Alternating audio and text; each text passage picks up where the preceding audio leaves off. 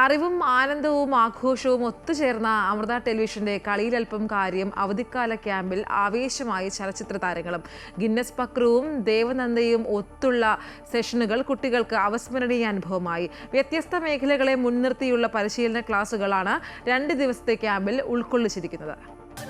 ചക്കരമാവിന്റെ കൊമ്പത്തിരിക്കണ മാമ്പഴം പോലത്തെ മങ്ങപ്പെണ്ണ്, എത്തിയിട്ടും തൊട്ടില്ല തൊട്ടിട്ടു പറ്റി എത്താ കൊമ്പത്തെ തത്തപ്പെണ്ണ്, ഇളങ്കരിക്കിന്റെ കണ്ണു കുത്തും തെറിച്ചു തുള്ളണം വിണ്ടാപ്പൻ.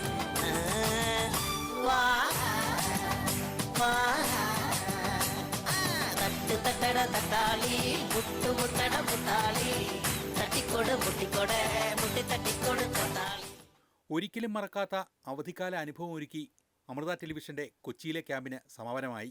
അമൃത ടെലിവിഷന്റെ 20ാമത് വാർഷികാഘോഷത്തിന്റെ ഭാഗമായാണ് 6ാം ക്ലാസ് മുതൽ 12ാം ക്ലാസ് വരെയുള്ള കുട്ടികൾക്കായി സൗജന്യ മധ്യവേനൽ അവധി ക്യാമ്പ് സംഘടിപ്പിച്ചത്. സമാപന ദിവസത്തെ അനുഗ്രഹ പ്രഭാഷണത്തിൽ മാതാ അമൃതാനന്ദമയി മഠം ജനറൽ സെക്രട്ടറി സ്വാമി പൂർണ്ണാമൃതാനന്ദപുരി ജീവിതത്തിൽ നേടേണ്ട പരിശുദ്ധികളെപ്പറ്റി കുട്ടികൾക്ക് അറിവ് പകർന്നു നൽകി.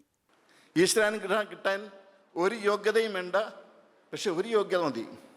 ഞാൻ പറയട്ടെ, പരിശുദ്ധി, യുവർ പ്യൂരിറ്റി. നിങ്ങളുടെ പരിശുദ്ധിയാണ് ഏറ്റവും ശക്തി.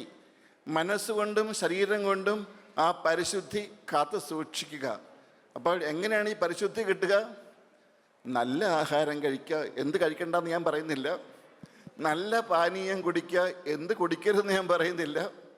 ശരീരത്തിൻ്റെ ആരോഗ്യം സംരക്ഷിക്കുക, നല്ല ചിന്തകൾ മാത്രം മനസ്സിൽ അനുവദിക്കുക, അതിന് ദിവസവും പ്രാർത്ഥിക്കുക, സൽക്കർമ്മങ്ങൾ ചെയ്യുക.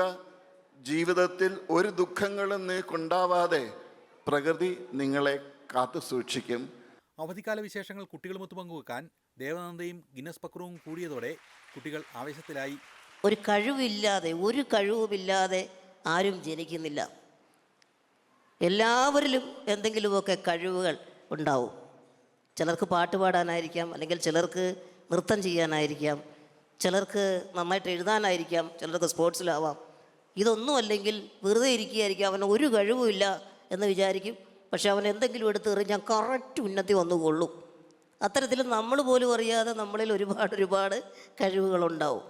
അതെന്താണ് എന്ന് തിരിച്ചറിയാൻ ഒരു വേദി വേണം, ഒരവസരം വേണം, വേണ്ടേ? അത്തരത്തിൽ ഒരു സ്വയം തിരിച്ചറിവിന് ഏറ്റവും കൂടുതൽ സാധ്യതയും ഉപകാരപ്രദവുമായ പ്രധാനപ്പെട്ട ഒരു വേദി തന്നെയാണ് ഇത്തരത്തിലുള്ള സമ്മർ ക്യാമ്പുകൾ എന്നുള്ള കാര്യത്തിൽ യാതൊരു സംശയവുമില്ല.